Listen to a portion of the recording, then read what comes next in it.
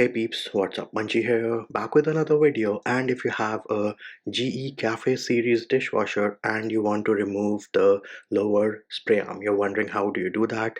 Well, if you go right below the spray arm on the back, you will notice that there is a screw. And before you remove the lower spray arm on the GE Cafe dishwasher, you need to unscrew this screw.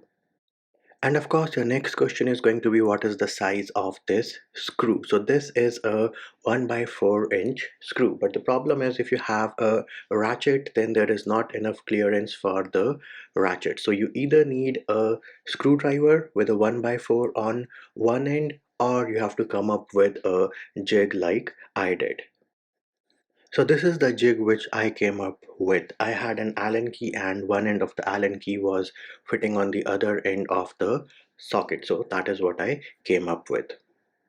The next step of course is to use your 1 by 4th screwdriver or your jig which you came up with or your socket to unscrew this screw on your GE Cafe dishwasher so that you can easily remove the lower spray arm.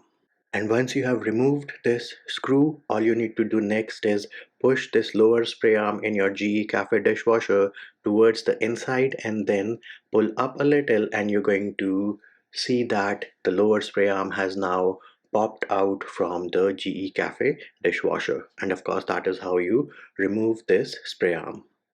Now, once you have removed your lower spray arm and you have to put it back, you will notice that there is a little cutout or a little slot on the lower spray arm, and that slot has to line up with the line which you see, and then you have to follow the reverse process. So once you've put your spray arm into the slot, then you have to just push it into place and then put the screw back in on your GE Cafe dishwasher, and there it is peeps. That is how you remove and then install back the lower spray arm on your GE Cafe dishwasher.